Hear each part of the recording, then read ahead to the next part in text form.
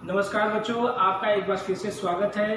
Class 7 इस बार मैं आपको बताऊंगा HTML, इंट्रोडक्शन टू HTML और मोर ऑन HTML। जो दो टॉपिक है आपके HTML से रिलेटेड आपके बुक में। तो शुरू करते हैं Microsoft it's introduction to HTML। HTML means hypertext markup language. इसके पहले आप लोगों ने प्रोग्रामिंग के बारे में सुना होगा, कोडिंग के बारे में बहुत ज़्यादा आप लोग सुन रहे होंगे। आजकल टीवी पर भी एडवर्टाइजमेंट आ रहा है, व्हाइट हैट जूनियर और कुछ ऐसे रिलेटेड कि छोटे छोटे बच्चे पार्टिसिपेट कर सकते हैं, कोडिंग कर सकते हैं और अपने अपने वेब पेज बना सकते हैं। ओके, आप जितनी भी वेबसाइट्स देखते हैं, गूगल ओपन करते हैं, सर्च इंजन ओपन करते हैं या जितनी भी वेबसाइट्स ओपन करते हैं, जिस टास्क के लिए, उस वेबसाइट्स को बनाने के लिए भी हमें कोड करना पड़ता है, कुछ ना कुछ हमें कोडिंग लिखनी पड़ती है। तो वो कोडिंग हम कैसे करते हैं, इसका बेसिक स्ट्रक्चर आपको अगर जानना है तो आपको HTML जानना होगा। तो HTML जानने के लिए आइए शुरू करते हैं। HTML का सबसे पहले हम डेफिनेशन जानते हैं। HTML है क्या?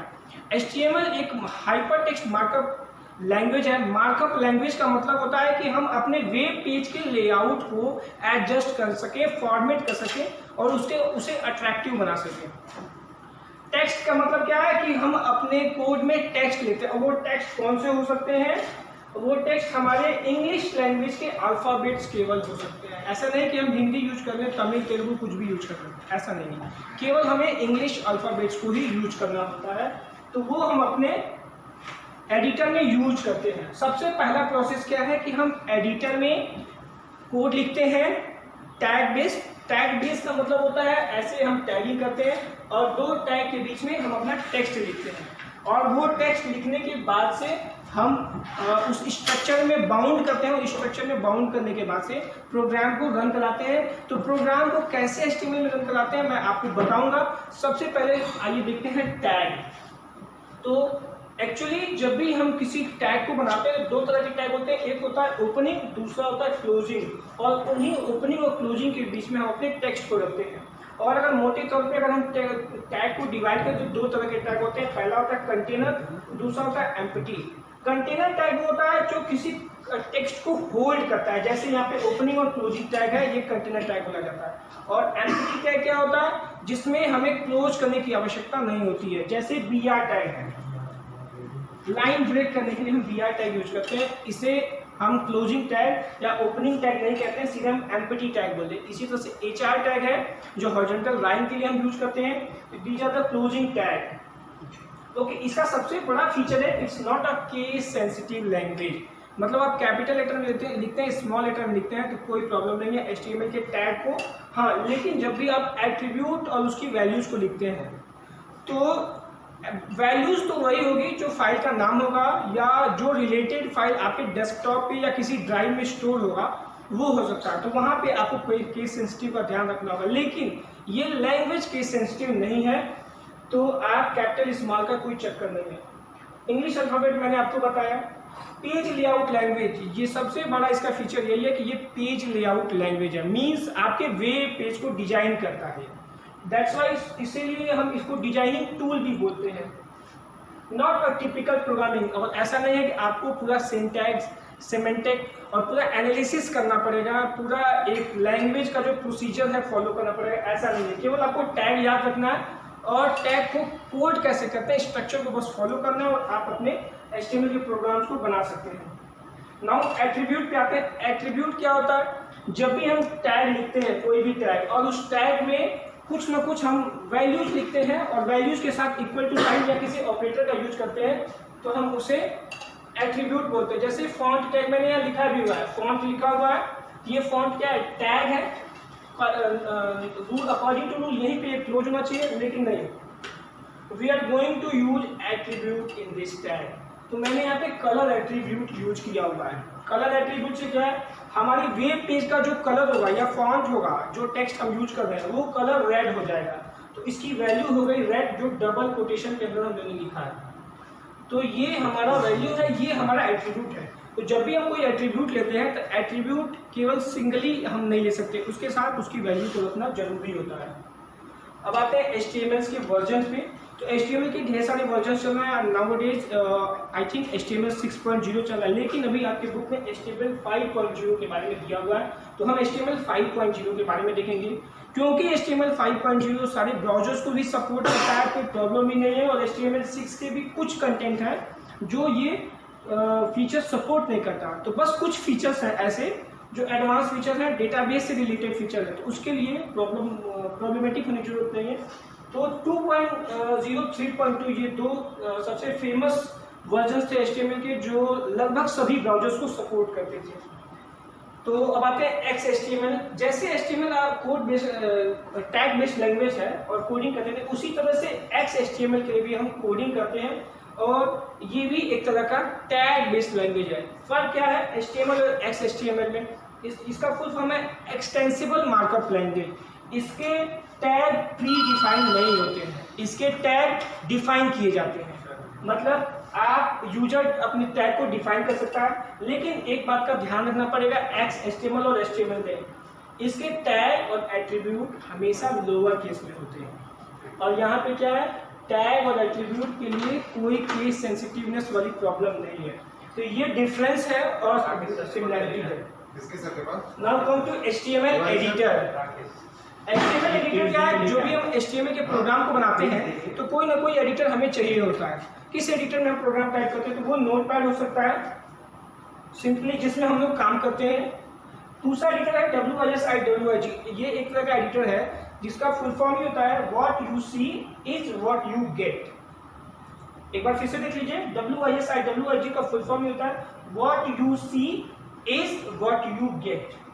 इक्लिप्स होता है एक पूरा तरह से एक IDE, उसको बोलते हैं इंटीग्रेटेड डेवलपमेंट एनवायरनमेंट, जहाँ पे आप कोड लिखते हैं तो आगे के कोड लिखने के लिए वो आपको सजेस्ट करता है। तो इक्लिप्स है, ब्लूफिश है, जिसको HTML एडिटर भी बोलते हैं। HTML के प्रोग्राम को लिखने के लिए बेसिकली यूज करते हैं। अब आते हैं वेब ब्राउजर्स पे। बहुत से वेब ब्राउजर्स के बारे में आप जानते होंगे। Internet explorer, Mozilla Firefox, Google Chrome, safari, Apple safari होता है, और ओपेरा है। तो बहुत से वेब ब्राउजर हैं, आपके HTML के प्रोग्राम किसी भी वेब ब्राउजर पे सपोर्ट कर सकते हैं। ओके, तो ये तो था थियोरेटिकल पार्ट। बच्चों अब हम आते हैं, आपको प्रैक्टिकली बताएंगे कैसे एक छोटा सा प्रोग्राम हम रन कराते हैं। ओके, अब हम यहाँ पे स्टार्ट पे जाएंगे प्रोग्राम को रन कराने के लिए, और यहाँ पे नोटपैड ओपन कर लेंगे। नोटपैड ओपन करके हमारे पास एक नोटपैड ये ऐसे खुलकर आ जाएगा। ओके, ये नोटपैड ओपन हो जाएगा। अब हम यहाँ पे अपने HTML के प्रोग्राम लिखे। एक छोटा सा मैं प्रोग्राम आपको बताता हूँ HTML का। Okay,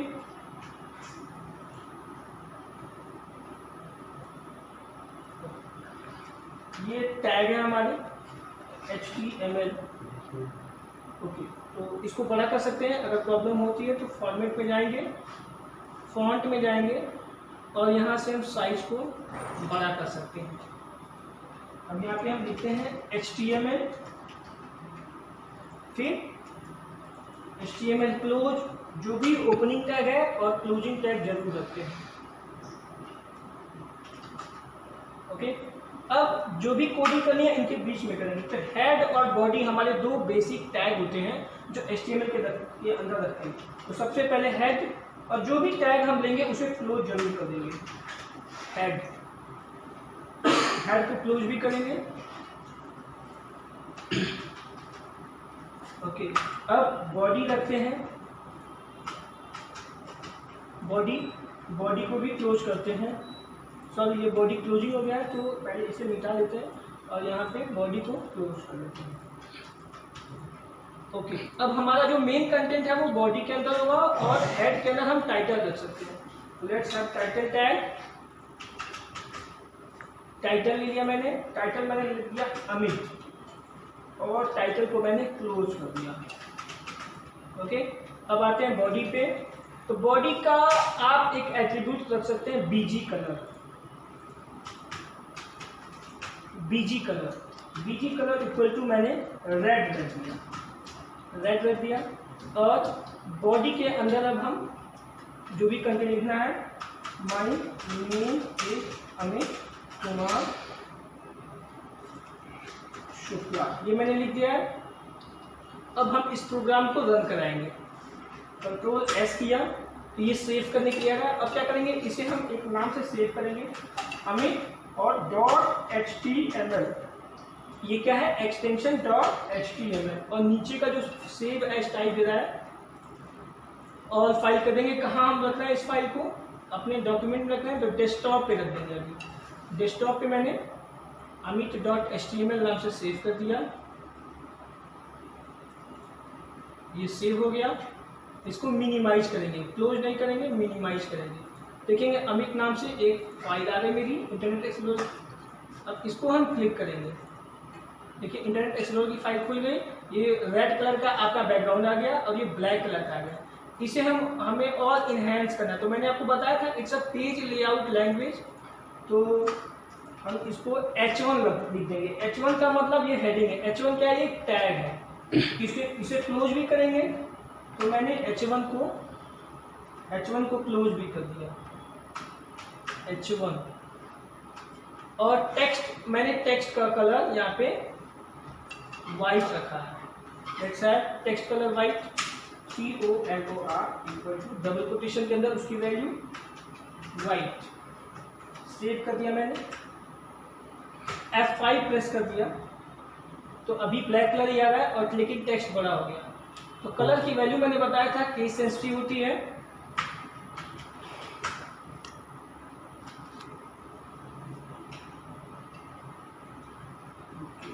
font colour equal to BG colour and text, it's not colour, it's text. Text equal to white. Control S, enter tab, F5। देखिए हो गया। तो इस तरह से हम वेब पेज बना सकते हैं। तो बच्चों ये तो था आज का मेरा वीडियो, एक छोटा सा ही मैंने प्रोग्राम आपको बताया और बताया कि कैसे आप HTML के प्रोग्राम को रन करा सकते हैं। तो आगे की वीडियो में मैं बताऊंगा कि कैसे हम अपने वेब पेज को और इन्हेंस कर सकते हैं और अपने वेब पेज में कैसे इमेज लगा सकते हैं, लिंक कर सकते हैं, पेज को कैसे कनेक्ट कर सकते हैं।